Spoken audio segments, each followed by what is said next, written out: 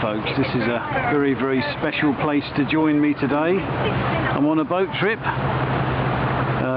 from Bodiam, near the Bodiam Castle, a stone's throw from the East Kent and Sussex Railway, and we've seen some steam trains accompanying us already this morning along the banks with the white plume of smoke coming up. And it's an absolutely perfect place to be on a lovely day. I think old Jack Hargreaves would be quite proud of me today, out here in the countryside enjoying natural things. And for those of us that enjoy traditional England and the wonderful countryside that this country has to offer, it doesn't get much nicer than this. The boat trip we're on is a lovely little journey. Takes about an hour, I understand, and it's a lovely little small little boat driven by a friendly captain, and you can actually book up for a lovely lunch at a pub at the other end, all through courtesy of the driver. No hassle, no worry. You just get on the boat, get to the other end, get to the pub, and your lunches will be waiting for you. So what better a little excursion could anyone wish to have on a lovely summer's day? And for once, in August, it is a lovely summer's day.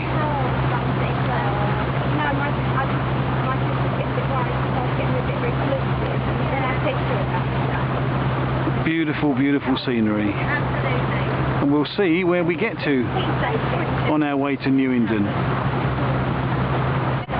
We've actually been travelling for about 15 minutes now, and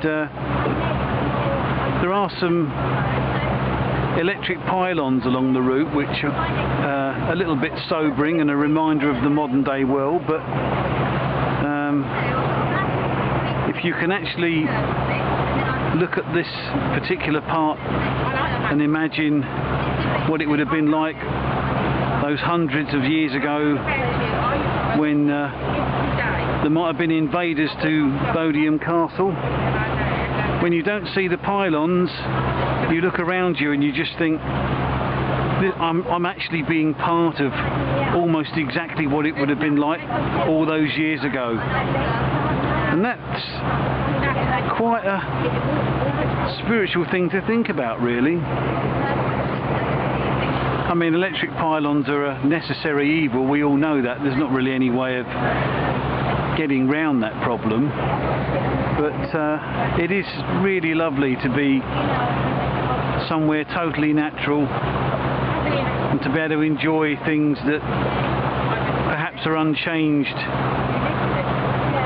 since centuries past. Some beautiful swans a little way up ahead.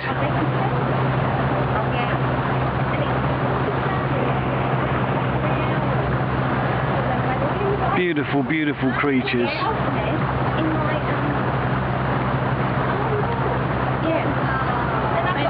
So pretty, aren't they? Gentle and natural, although you probably wouldn't say that if you tried to go near them when they're young or present. They are beautiful creatures.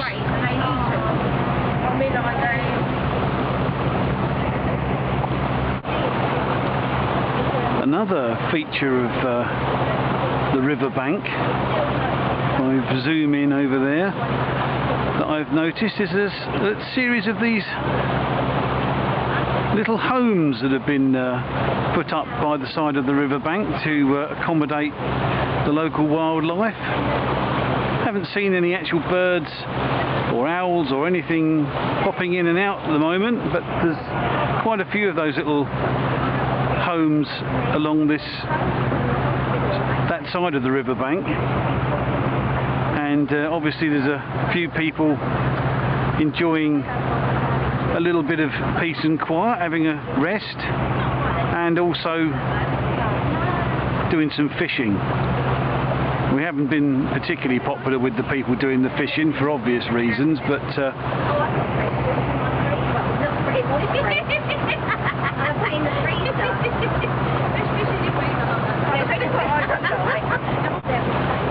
one of the things that's so lovely when you're out here is the way that the light changes so quickly. And every time you go round a bend, you just never know what sights you're going to see. You never know what the next exciting thing to happen is going to be, whether it's a bird flying across or a dragonfly skimming across the water.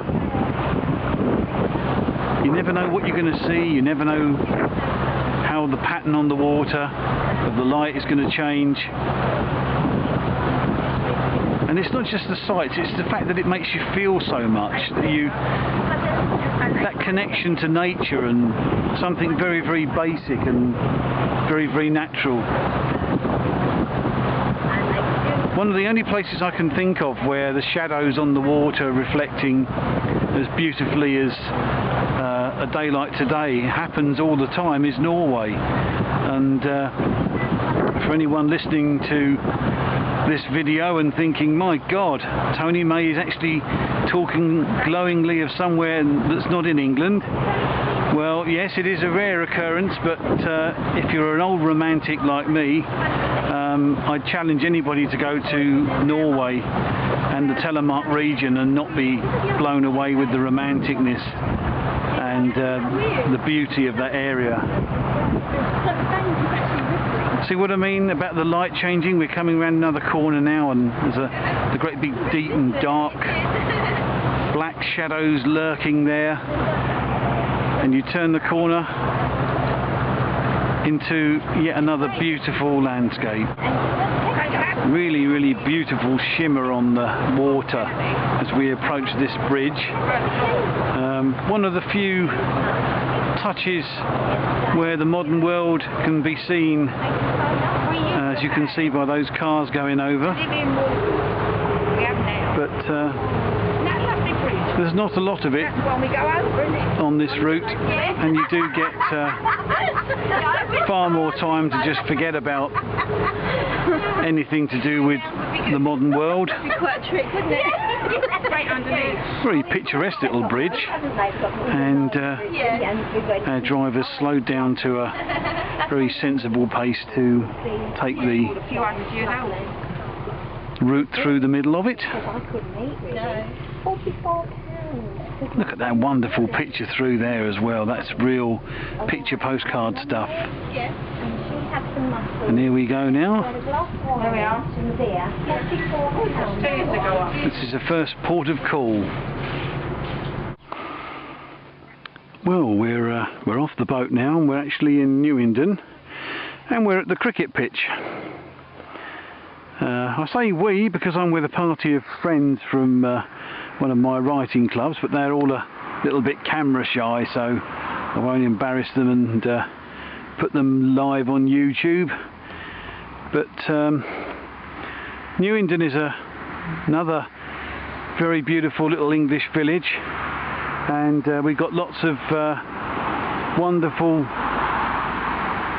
old trees, blue skies, and obviously the village pub, which is where we're headed at the moment for a ploughman's lunch, which is all included in the cost of your ticket. And then it'll be a couple of hours to chill out here and have a nice relaxing lunch and enjoy the sunshine and the countryside, and then we'll be back to the boat for the return trip. One thing to mention if you are deciding to come on this little day out is that the road that goes through Newington is very, very busy indeed. But we've just had a lovely lunch sitting in the back garden there of the White Hart pub, and that's a very, very oldie worldy pub. I was reading on the walls inside the pub all about the Hawkhurst gang and about the days of smuggling back in 1748 and 1749. There's lots of interest in the pub for people that would like a bit of history with their lunch. Equally of interest to anyone with a love of history is St Peter's Church here. This is also talked about in the pub as a place where a bit of smuggling might have gone on, and contraband might have ended up being stashed away at one time or another in the past.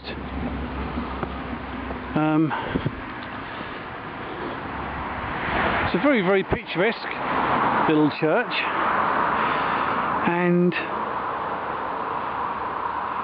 you can imagine how kind of different a place Newington would have been in the days before the busy roads. Just inside some of the old oak beams. But there's some beautiful places here, not just of historical interest, but of kind of idyllic places that somebody might choose to live.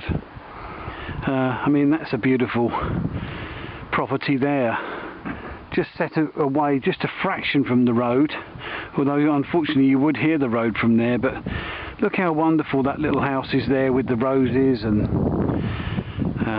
the beautiful garden, and looking out on to something so historical and fantastic as this old graveyard.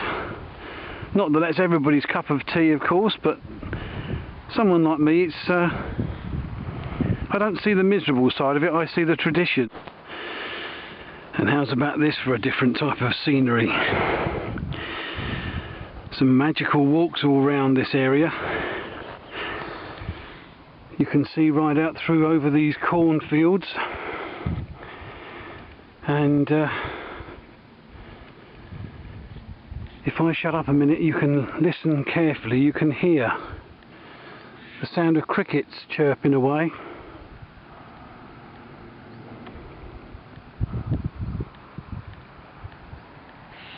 Hear that crackly sound?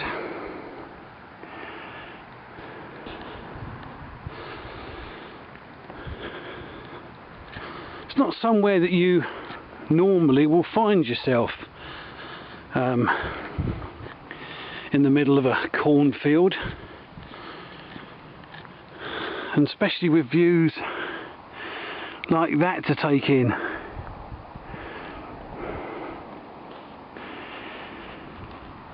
Getting out in the countryside really does do you a power of good, though. It's always lovely to find yourself in a place where nothing really seems to matter, and that there's time to concentrate on just enjoying the weather and enjoying a bit of solitude, because we can all get a bit maudlin sometimes about being on our own and feel that maybe our lives are not amounting to a tremendous amount. But sometimes you have to think yourself lucky that you're actually able to walk out and find yourself in a place where there's just you and the surrounding countryside. And this is a brief run round for all those people that wonder why I love being out in the countryside. Ironically, we are accompanied by our friend in a plane, but other than that, it's just peace, quiet, a few sheep, the odd farmer or two,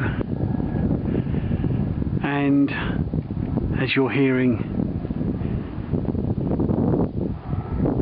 total silence.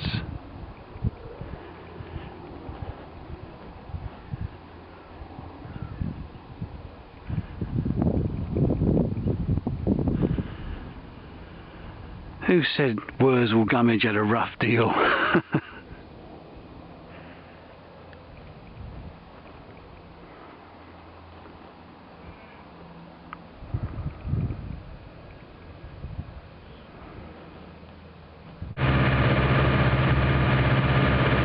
folks on the way back home, back to Bodiam, with the old flag flying and the wash sweeping along the side of the riverbank, making some beautiful little ripples and lots of little bubbles flying away behind us. It's been a fantastic afternoon, and if I can grab hold of a little bit of footage of one of those steam trains from the East Sussex and Kent Railway, I shall be well chuffed, as will you, no doubt.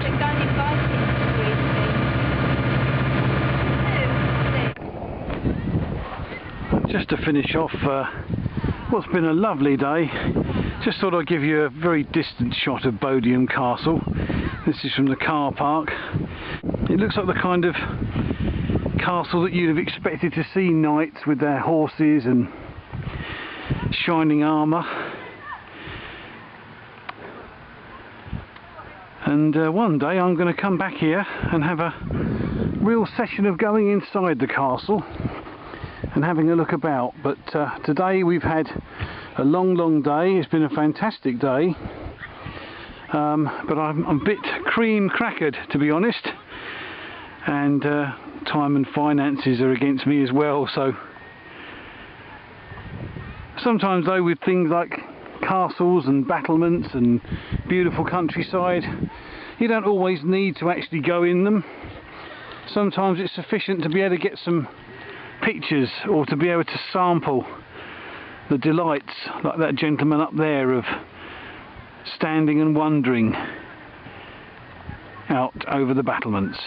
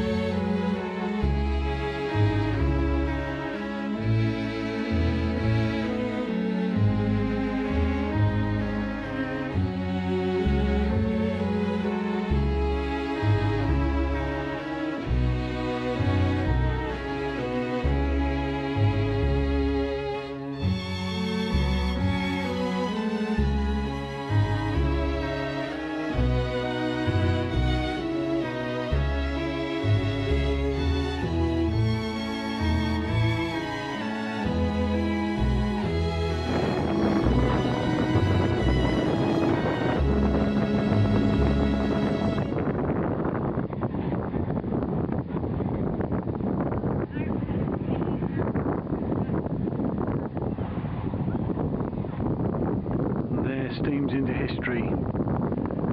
Another wonderful